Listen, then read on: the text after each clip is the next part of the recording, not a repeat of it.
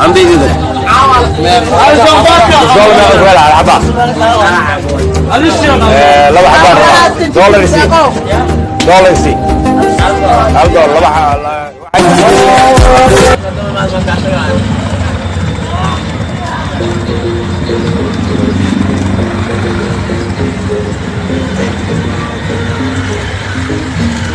كروقات ما هسه هسه كروقات على عاب ما هسه كروقات عاوز شيء كلام codka magaalada iyo dhalinyarada iyo dhulkeena soo burburay ee xamrweynaysa barwaaqo u tahay abaarna u tahay iyo xaasidnimada iyo daryeel la'aanta dhalinyarada Soomaaliyeed oo boqolkiiba 70 ah dadka wadankan dhaxli doona afartu ina wadankeena saan u galaan anaguna ka aamusno dulqaad dheeriya iyo sabir wax la simanaysa jirin ayaa keentay marka codkiinaan rabaa inaan maqashiyo rag u maleeyay cirkay dhulka kala hayaan ama asanta walaalkay dhalinyarada waa ka aamusan tahay hadda dulqaadkooda saraa u kacay barnaamij iigeeya ee dhaheen maalin ilaa hadda waa la yihiin wax u geeyo may midaa u tagay asagana maxbuus oo noqday xabsiyaa jiro iyo tuun cadow badanaa jiro laakiin Soomaaliya ayada isciilayso this is Abdulwahab Taray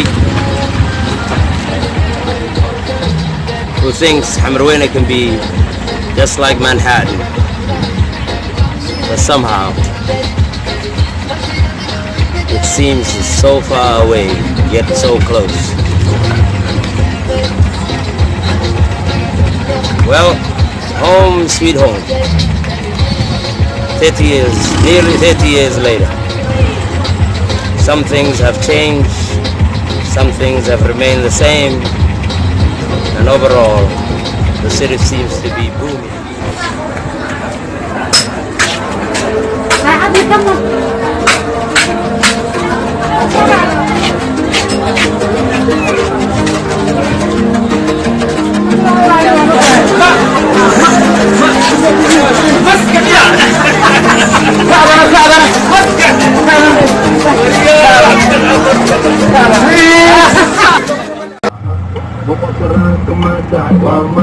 شعبك مالي ما قدرت وامي وصلك لو كمان كنت وامي وصلت هدية إسلامي وبكرة كمان تعب وامي شعبك مالي ما قدرت وامي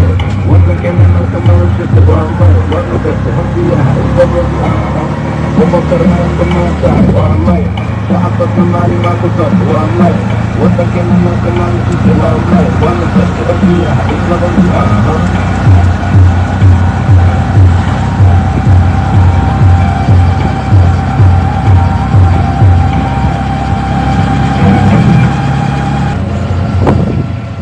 Teacher